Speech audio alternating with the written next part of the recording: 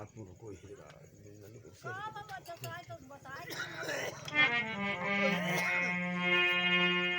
एक बार जय का उद्घोष करते हुए शांति का परिचय दे कि हम कथा का शुभारंभ करें।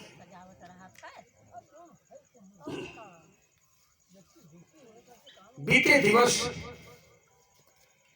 कथा के माध्यम से बताया गया था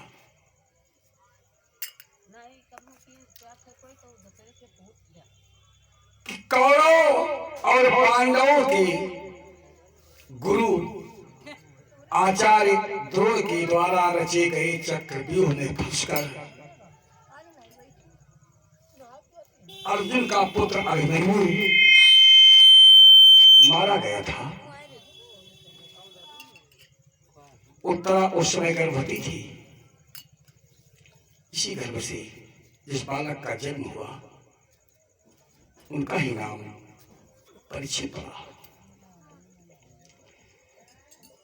यमुना के किनारे व्यास आसन पर आसीन स्वामी सुखदेव जी महाराज परीक्षित को श्रोता और वक्ता के गुण और दोष का बखान करते हुए कहा, सुनो, जितनी कथा मैं तुम्हें सुनाऊं उसमें कहीं तुमको आशंका लगे तो तुरंत पूछ लेना।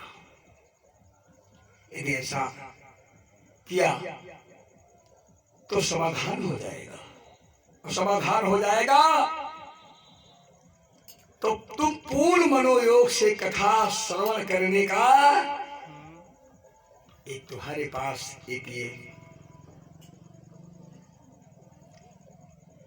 मानो सबूत, मानो एक प्रत्यक्ष प्रमाण, जब आप सुनोगे तो कहीं आपको त्रुटि नजर आएगी तो आप पूछेंगे तो इससे पता चलेगा कि आप कथा श्रवण कर रहे हैं, सुन रहे हो। महाराज परीक्षित को समझाते हुए स्वामी सुखदेव जी ने कहा, सुनिए, भगवान विष्णु के दरवाजे के दो पहरेदार जिनका नाम था जय और विजय, जय और विजय दोनों भाई भगवान विष्णु के दरवाजे की पहरेदार थे। एक दिन की बात है, सनक सनंदन सनातन एवं सनत कुमार चारों बाल ऋषि भगवान विष्णु के दर्शन के लिए पहुंच गए, और उससे पहले भगवान विष्णु देवताओं के साथ गुप्त मंत्रणा कर रहे थे। जय विजय को सख्त निर्देश दिया कि मेरे आदेश बगैर किसी को अंदर मत आने देना। अपने स्वामी भगवान विष्णु के निर्देश का पालन करते हुए, उनकी आज्ञा को शिरोधार्य करते हुए जय और विजय दरवाजे पर पहरेदारी कर रहे थे। इसी बीच चारों कुमारों का पदार्पण हुआ, जिनकी अवस्था हमेशा 5 बरस की बनी रहती थी, ऐसा ब्रह्मा जी का वरदान था। पहुंच गए भगवान विष्णु के दर्शन के लिए।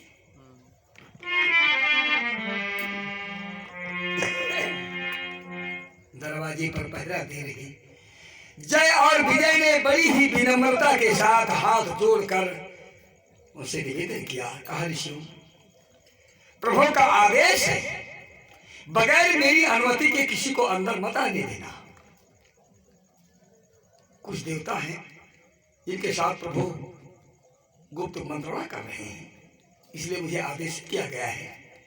उनके आदेश का अनुपालन करना मेरा कर्तव्य है, इसलिए आप तनिक ठहरे, मैं प्रभु से आदेश ले आऊं, फिर इसके बाद आपको ससम्मान अंदर ले चलूंगा।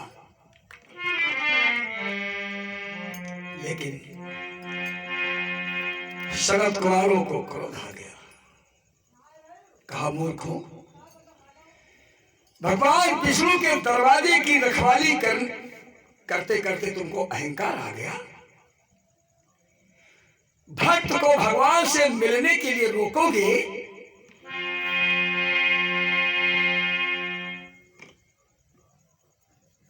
गिड़गिड़ाए,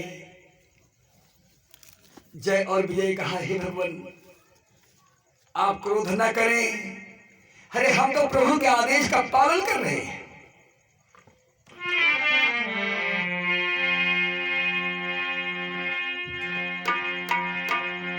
सनत कुमारों ने कहा, तुम पालन कर रहे हो, आदेश का पालन कर रहे हो, ना कि हम लोगों का अपमान कर रहे हो।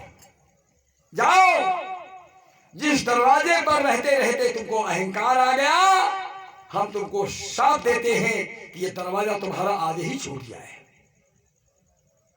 जाओ, 3 जन्म तक राक्षस की योनि में जियो, राक्षस योनि में रहकर इसका कष्ट भोगो, यानी राक्षस बन करके रहोगे 3 जन्म तक।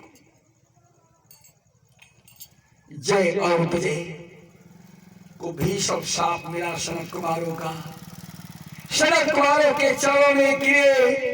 जय और विजय कहा, भगवान आपने हम दोनों के 3 जन्म नरक बना दिए। हे भगवान, अब तो आपने साथ हमको दे दिया, अब हमारा उद्धार कैसे होगा?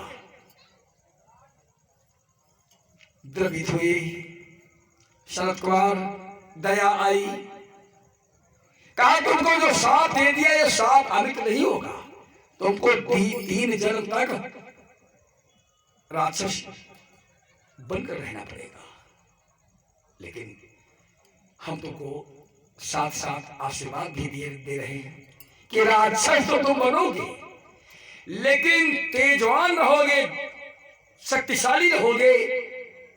तुमको साधारण कोई मनुष्य, नर बानर कोई मार नहीं पाएगा। तुमको मारने के लिए स्वयं त्रिलोकीनाथ को अवतार लेना पड़ेगा, तब तुम्हारा मर्दन होगा।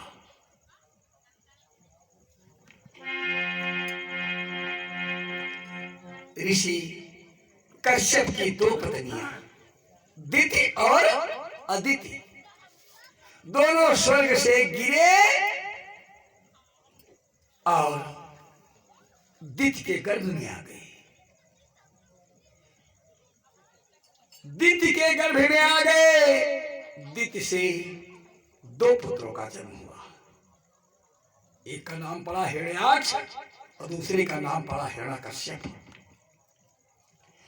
कश्यप ऋषि की 2 पत्नियां दिति और अदिति, तो दिति से दैत्य और अदिति से देवता पैदा हुए।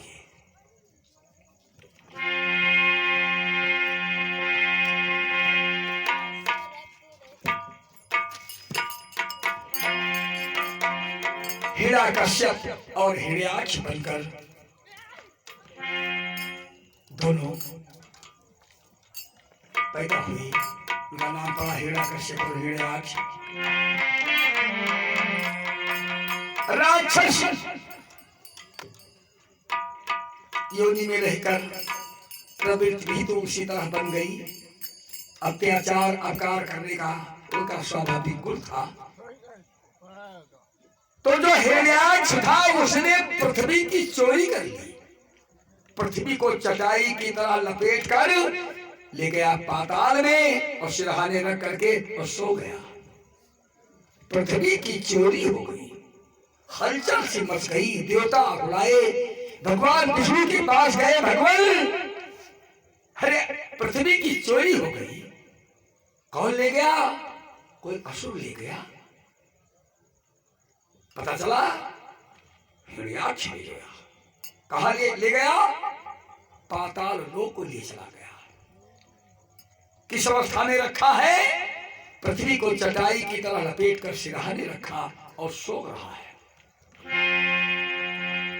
भगवान विष्णु ने सूकर का रूप धारण किया, यानी सुअर, और पृथ्वी को खोदते खोदते पाताल लोक पहुंच गए, जहां हिरण्याक्ष पृथ्वी को चटाई की तरह लपेटी सिरहाने रखे सो रहा था, उसको जगाया, संग्राम हुआ, प्रभु ने हिरण्याक्ष का वध किया और पृथ्वी को मुक्त करा करके लाई।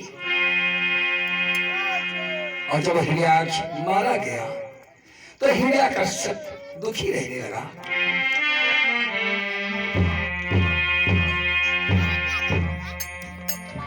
तो कहीं जा चुकी है अभी हिरण्याक्ष की गाथ, परम भक्त प्रहलाद का सुनो चरित नाम। हिरण्याक्ष जब मारा गया, हिरण्याकश्यप ने सुना भाई मार दिया गया। किसने मारा? विष्णु ने मारा, शुकर का रूप धारण करके मारा।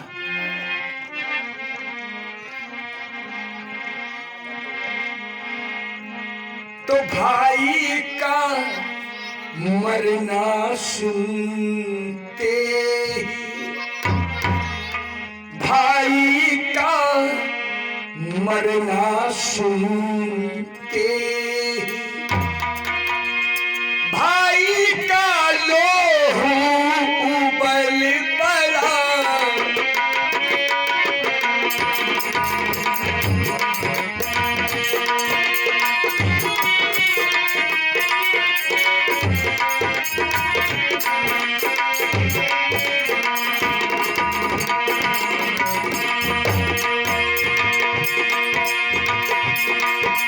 अरे भाई का मरना सुनते ही, भाई का लोहू उबल पड़ा।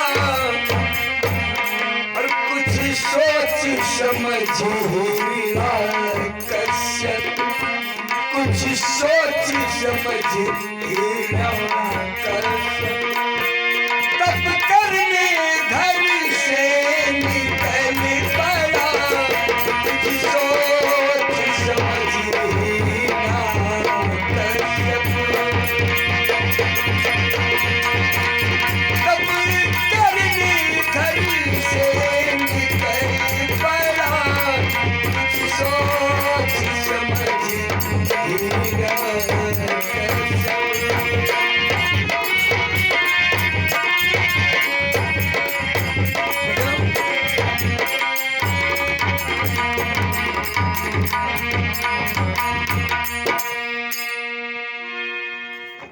हमका दे दो, उठा के सीधे हमका हमरे तक ले आओ, हमका ले आओ।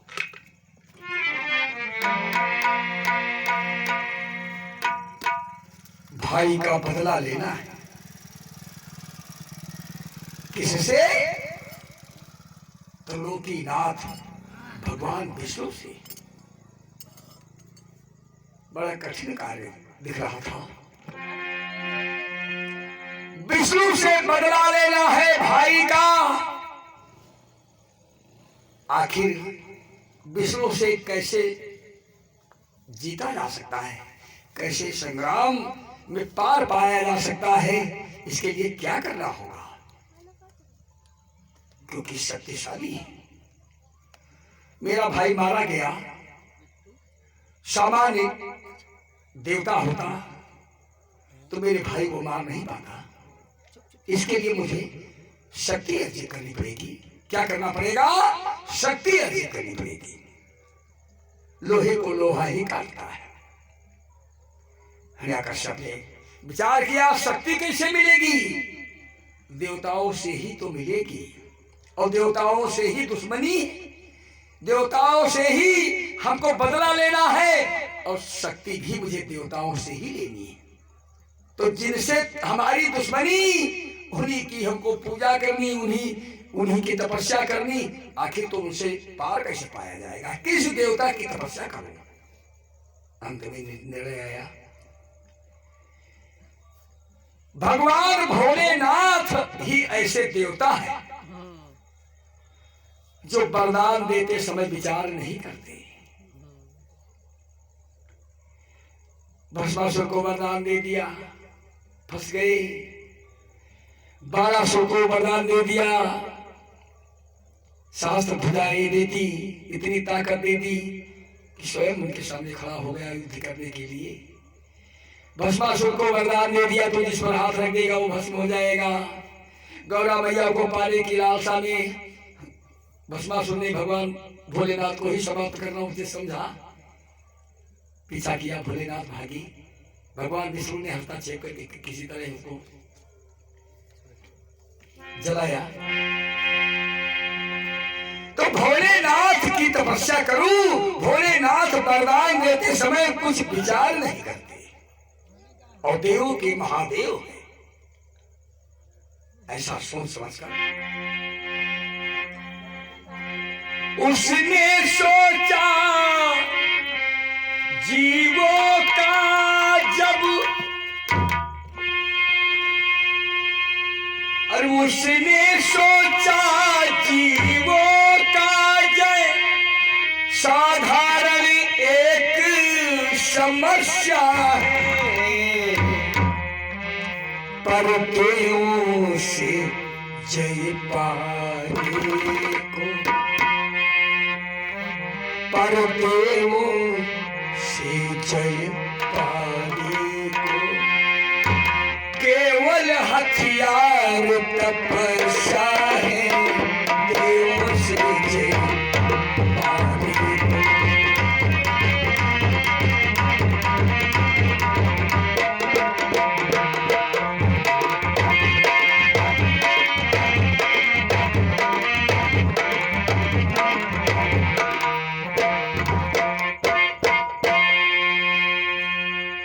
हिरण्यकश्यप ने विचार किया कि जिनसे हमको युद्ध करना है वो तो महान शक्तिशाली है, महान योद्धा है, किसी अन्य हथियार से उनसे जीता नहीं जा सकता, उनसे विजय नहीं मिल सकती। उनको जीतने के लिए शक्ति की आवश्यकता होगी, और शक्ति मिलेगी तपस्या से। किसकी तपस्या करूं?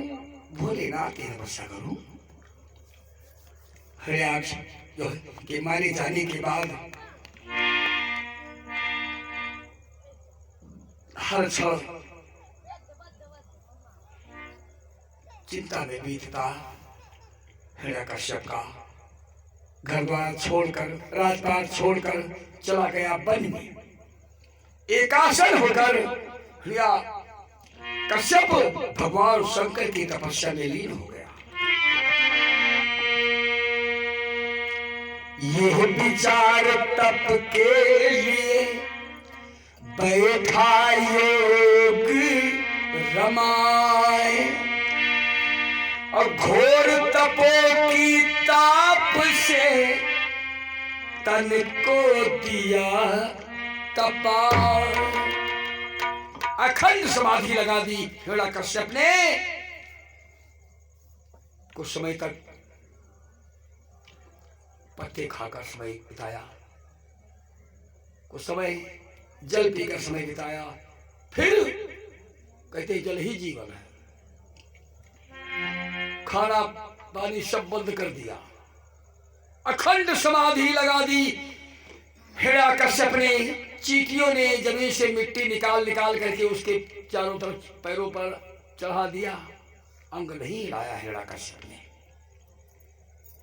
घास उगाई अगल बगल, उसने अंग नहीं हिलाया।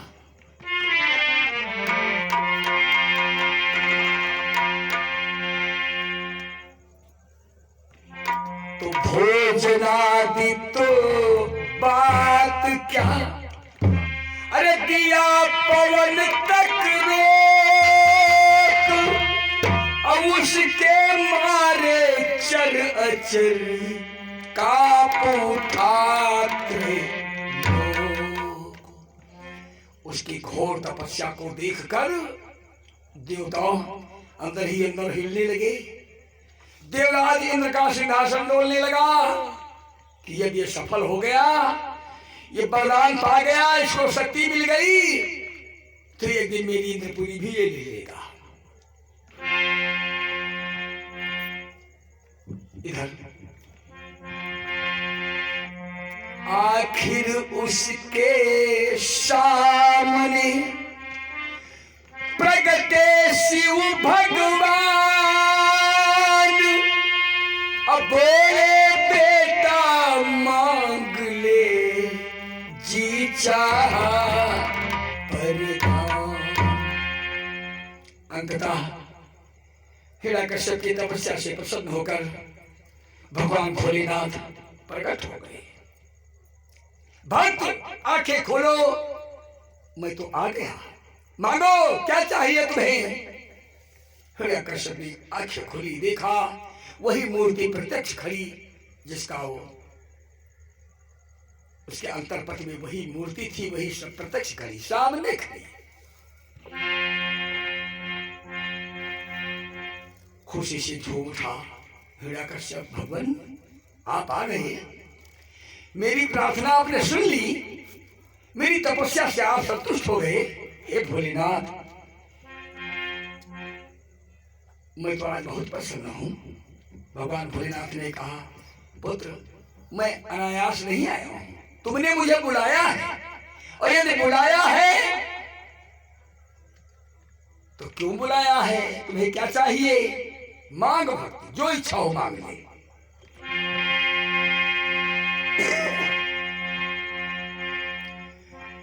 हिरण्यकश्यप मुस्कुराया, कहा भोलेनाथ मांगू, कहा हाँ, अरे मैं देने आया हूं तो तेरी जो इच्छा हो मांग ले। हिरण्यकश्यप ने कहा भोलेनाथ पहले आप विचार कर लीजिए।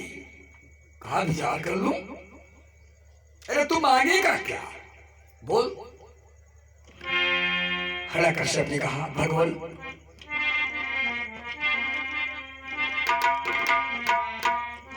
ओह बोला लूंगा तो ऐसा,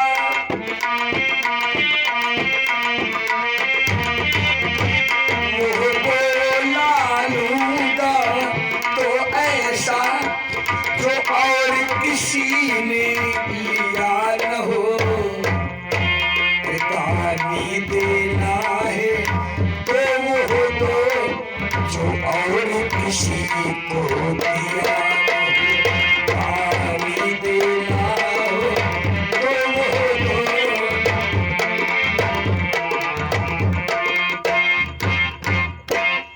भोलेनाथ बड़े चक्कर में पड़ गए, आपकी आखिर मांगना क्या चाहता है। कहा भगवान आप मुझे ऐसा वरदान दीजिए कि अन्य किसी को दिया ना हो। वो वरदान मुझे दीजिए कि किसी भक्त ने अभी तक आपसे मांगा ना हो। भोलेनाथ ने कहा भक्त मांग, दिल खोल कर मांग, जो इच्छा हो मांग ले। कहा मांगू, कहा हाँ, तो कहा सुनिए प्रभु,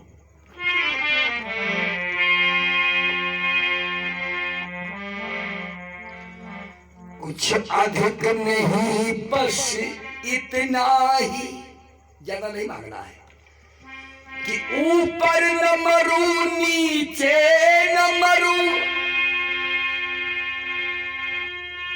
और निश में न मरूं दिन में न मरूं,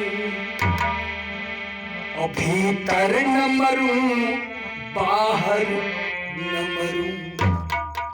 मांगा हे भगवान, न तो नीचे मरूं और न ऊंचे मरूं।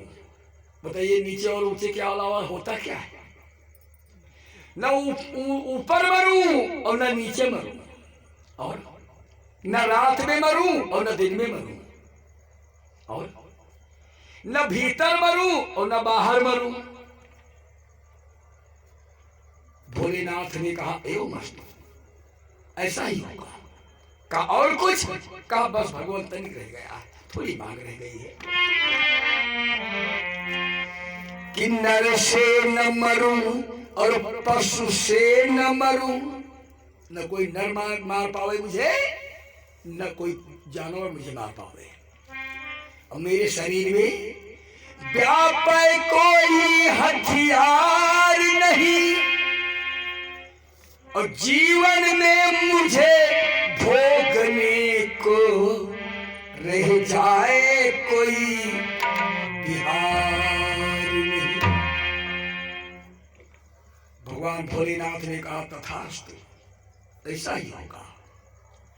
मानो मौत के लिए सारे दरवाजे बंद किए कर दिए हिरण्यकश्यप ने। कैसे?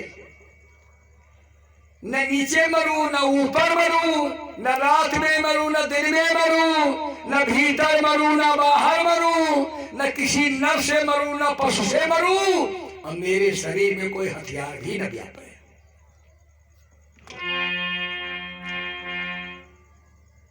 वरदान देकर भोलेनाथ अंतर ध्यान हो गए।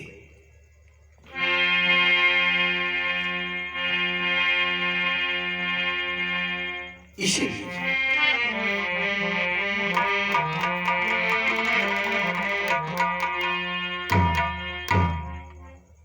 दरबार किया हिरण्यकश्यप ने, अपने शूरमाओं को आदेश दिया कि आज के बाद कोई विष्णु का नाम नहीं ले सकता है। हम ही सर्वशक्तिमान हैं, हम ही विष्णु हैं, सब कुछ मेरे अधीन है।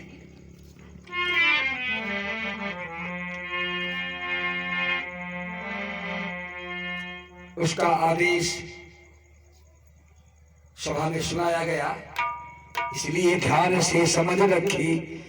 कुछ है खूनी मजमून मेरा, है वेद पुराणों से बाहर यह बिलालाग कानून मेरा। मेरा जो कानून है वो अलग है। जो मैं कहूं उसका पूरी तरह पालन किया जाए, और पालन नहीं किया गया तो मौत की सजा के अतिरिक्त और दूसरी सजा नहीं मिलेगी। इसलिए बंध रहो उसी से ताकि तुम्हें बंधुआ बनकर ना रहना पड़े, और जो कहा जाए सो किया जाए, दूसरी बार कहना न पड़े। एक बार कह दूं उसका पूरी तरह से पालन किया जाए, बार बार एक बात कही नहीं जाएगी। पहले कि जिसने मेरे भाई भटहियाच को मारा है, ये ध्यान रहे इस जीवन में, वो जीवन शत्रु हमारा। कहा आप लोग मेरे आदेश का पूरी तरह अनुपालन करें। मेरे भाई हिरण्याक्ष को मारने वाला विष्णु, उससे बदला लिया जाएगा, उससे प्रतिशोध हमारे जीवन भर रहेगा। और आप लोग इस बात का पूरी तरह ध्यान रखें कि एक ही बात बताई जाएगी, बार बार एक बात को दोहराया नहीं जाएगा।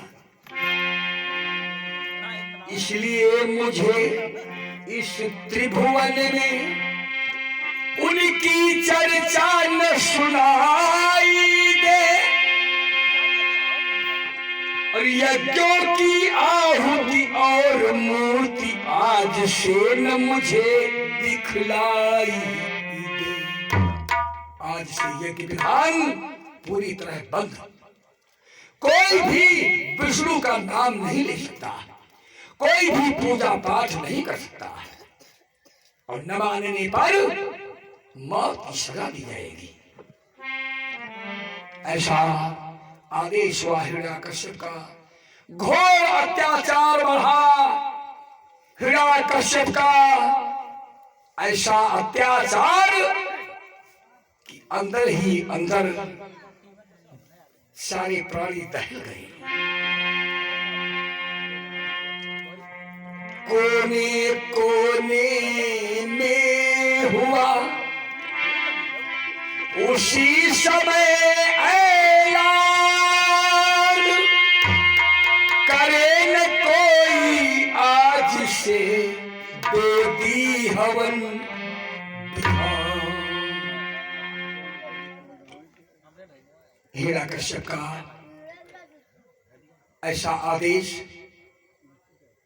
कोई भी भगवान का नाम नहीं ले सकता, कोई भी यज्ञ विधान नहीं कर सकता, कोई भी पूजा पाठ नहीं कर सकता, मूर्तियों पर जलाभिषेक नहीं कर सकता, उनको कोई भी चढ़ावा चढ़ा नहीं सकता। और यदि इधर आओ भैया, इधर आओ। नहीं नहीं, हमारा ठीक है।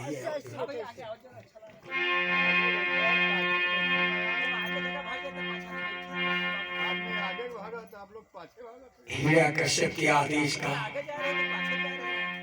पालन न करने पर क्या सजा मिलेगी, स्पष्ट तौर पर आदेश के तौर पर प्रसारित कर दिया गया, सभा में ऐलान कर दिया गया।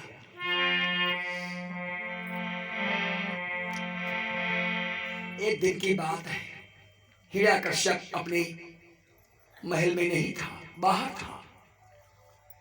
इसी बीच देवराज इंद्र को लगा कि ऐसा अत्याचार इसका यदि बराबर जारी रहा तो किसी दिन ये मेरी इंद्रपुरी भी ले लेगा। तो कहा, विचार किया कि अब तो समस्या आ गई, मरो या मारो। उठाया वज्र और कुछ देवताओं को साथ में लिया और हिरण्यकश्यप की राजधानी जहां वो रहता था, अमरावतीपुरी में धावा बोल दिया। जब धावा बोल दिया तो उस समय उस दिन बाहर था